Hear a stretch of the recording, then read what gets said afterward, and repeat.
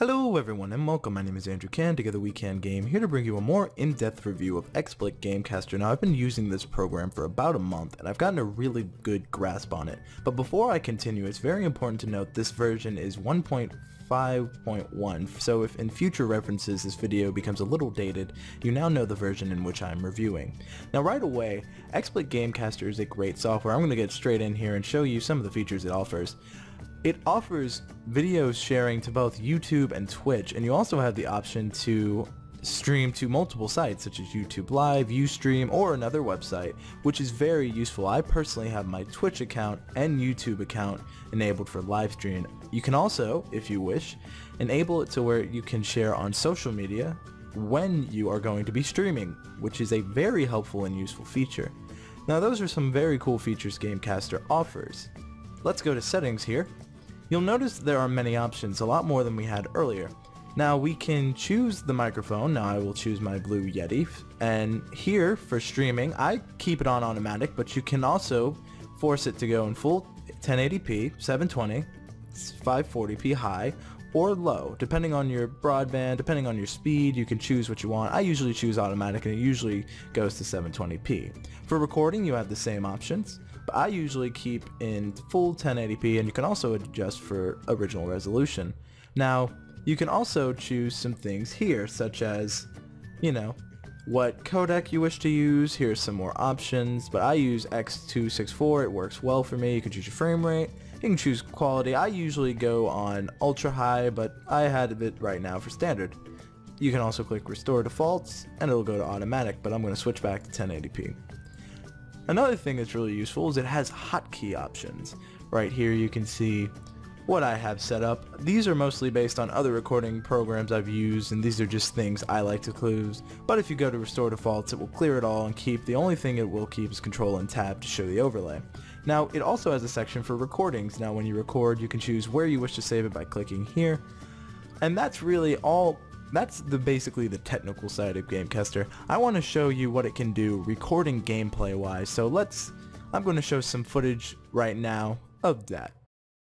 Now I recorded some Left 4 Dead 2 for this because it's a more recent game and it really is a high quality game, and as you can see by both Camtasia and Gamecaster, they both really do well at capturing full HD quality. But one thing where they differ is sound options. Camtasia has dual channel audio support, and I'm going to let you listen to both of these unedited, and then I'm going to edit them both so you can hear the difference and why dual channel audio support is needed for gaming and editing and just using a program to record with. So without further ado, here's the game audio. I will say, I from playing Left 4 Dead 1 and going back to 2, 2 is a much better game, but 1 has a great story and I never see it talked about, which is what I wanted to cover in my gameplay.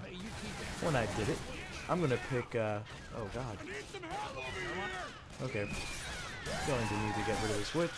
Now those sound exactly the same because my settings for both recording systems were the same. There's no difference. The only difference is that in Camtasia, I'm going to be able to edit in post the game audio and my audio to make it sound much better. However, with Gamecaster, I don't have that option because it only has one audio channel.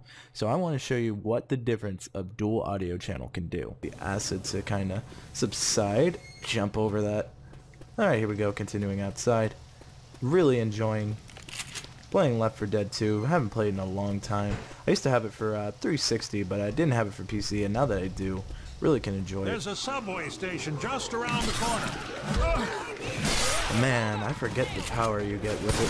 The katana, really. I'm lucky enough to get it from spawn. Can easily just slice. Oh crap, can't do that. Sometimes you gotta switch back.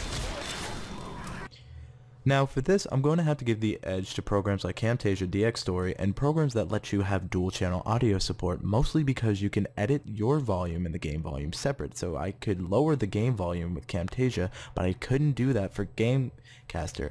And if Gamecaster adds dual channel audio support, they really will have the program to have for anything gaming. I do know Broadcaster has dual channel audio support, but we shouldn't have to get the other version if we're using Gamecaster. If they add it to Gamecaster, Gamecaster will be the program to use because it has great streaming abilities, great recording abilities. It records files in MP4 and really small files. Gamecaster could be the program to beat, but as it stands, I'm going to continue using Camtasia and Gamecaster. If they add dual channel audio support, hands down, Gamecaster all the way. That's my honest opinion and an in-depth review on XSplit Gamecaster. Thank you so much for watching. Bye. That many people would pay to play this game. They wish to keep it free because this is a act of passion. Now some of the controls for Vanished are use the WASD to move around, you hit control to crouch and shift to run. Now the main mechanic of Vanish is to get out. However, along the way we'll come across some of these notes. Now, these notes have dialogue, and this says, "Sure smells down here." I'm taking a lot more turns.